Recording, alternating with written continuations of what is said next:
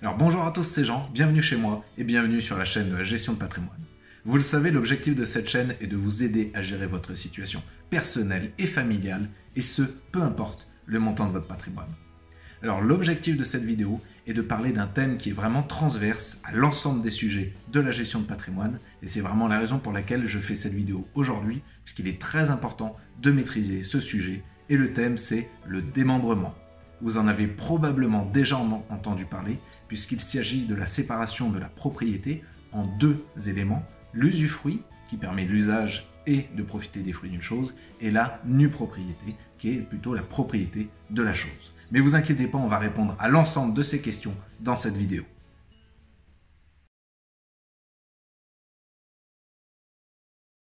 Alors pour vous expliquer très simplement ce qu'est le démembrement, on va remonter un peu à la racine du démembrement. Donc en fait, la propriété d'un bien peut être divisée en trois éléments. Le premier, c'est l'usus du bien. Donc c'est le droit d'usage du bien. Le deuxième, c'est le fructus du bien. Donc le fructus, c'est la possibilité de profiter des fruits du bien. Donc quand on parle des fruits, c'est les revenus qui sont générés par ce bien. Donc par exemple, les loyers d'un appartement. Et ensuite, le troisième, l'abusus. Donc c'est le droit d'abuser du bien. Donc c'est le droit de disposer, par exemple, de vendre le bien. Alors en France, on a défini ça par deux définitions de la propriété qui sont l'usufruit et la nue propriété. Donc pour vous expliquer très simplement, en fait, un bien est composé donc de sa pleine propriété, et le jour où on décide de démembrer le bien, en fait on sépare le bien en deux éléments de propriété, l'usufruit, donc le droit d'usage et de profiter des fruits de la chose, et la nue propriété, donc le droit de disposer de la chose. Et quand on rejoint les deux, on reconstitue de nouveau la pleine propriété. Et c'est souvent comme ça que fonctionnent les usufruits et les nues propriétés. C'est que, en fait, l'usufruit peut s'éteindre de deux manières, et une fois qu'il s'éteint, il rejoint automatiquement la nue propriété et on reconstitue une pleine propriété. Donc les raisons pour lesquelles un usufruit peut s'éteindre, il y en a deux. Ça peut être un usufruit viager. Donc quand on dit un usufruit viager, c'est qu'il était sur par exemple la tête d'une personne, et cette personne vient à décéder malheureusement, et bien l'usufruit automatiquement va rejoindre la nue propriété pour reconstituer la pleine propriété. La deuxième raison, c'est que ça peut être un usufruit temporaire, qui peut avoir été donné pour des raisons variées. Par exemple, l'acquisition d'un bien peut se faire uniquement en nue propriété pour laisser un exploitant bénéficier des fruits pendant une durée déterminée. Mais ça, je reviendrai dans les exemples. Donc, quand on parle de ça, c'est un usufruit temporaire, par exemple de 15 ans, et au bout des 15 ans, l'usufruit s'éteint et automatiquement, l'usufruit rejoint la nue propriété. Et on se retrouve de nouveau en pleine propriété. Alors vous allez peut-être me poser la question, oui Jean, c'est bien intéressant ton truc, mais par contre, pourquoi est-ce qu'on le fait, pourquoi est-ce que c'est intéressant et en quoi ça me concerne? Alors déjà par définition, vous allez quasiment systématiquement être confronté à un principe de démembrement, notamment dans le cadre de succession. Donc là j'ai fait des vidéos qui expliquent un peu comment se passent les successions, mais par exemple dans une succession, vous pouvez être héritier ou bénéficier soit de l'usufruit, soit de la nue propriété de biens. Donc ça peut être tout type de biens, on est d'accord, ça peut être du bien immobilier, du bien mobilier, ça peut être des actions, assurance vie, etc. Quasiment tout est démembrable.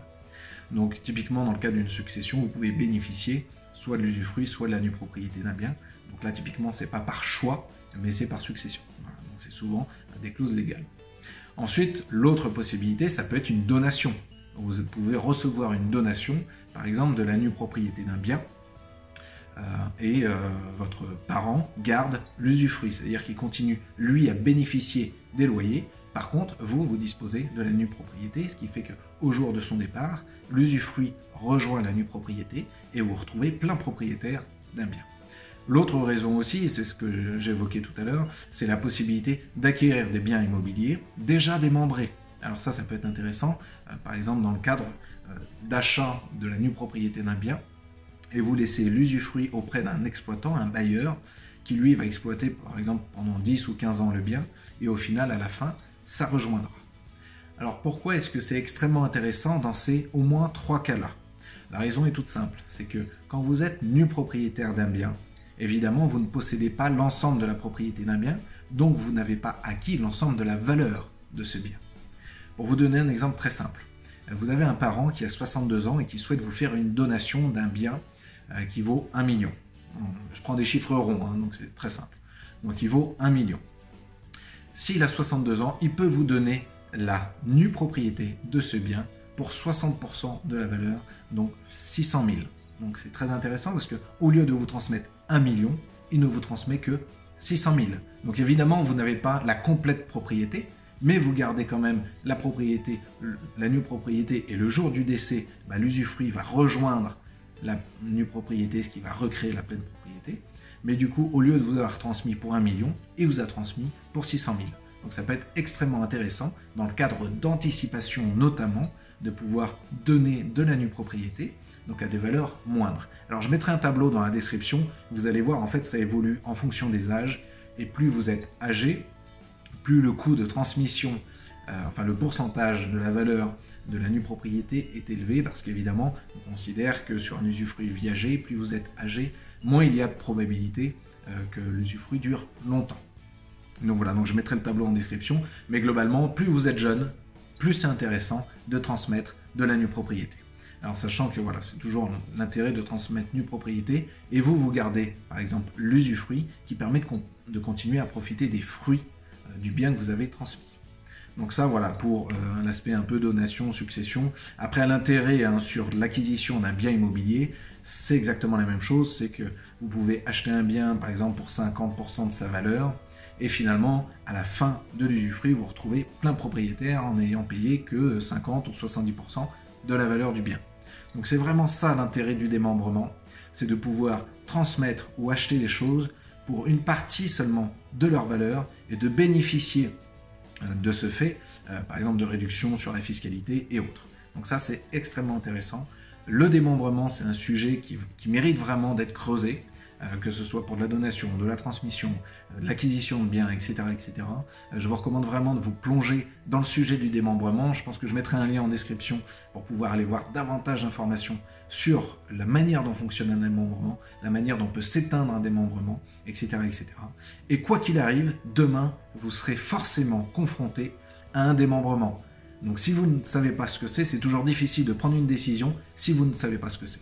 Mais surtout, dans l'immobilier, c'est extrêmement intéressant de connaître le principe du démembrement. Donc surtout aussi, n'hésitez pas si vous avez des questions à les mettre en commentaire et j'y répondrai évidemment. Voilà, j'espère que cette vidéo sur les démembrements vous a plu, que vous avez bien compris le fonctionnement de l'usufruit et de la nue propriété qui au final deviennent pleine propriété. Et si vous avez des questions, n'hésitez pas à les mettre en commentaire. Vous pouvez toujours liker et partager cette vidéo.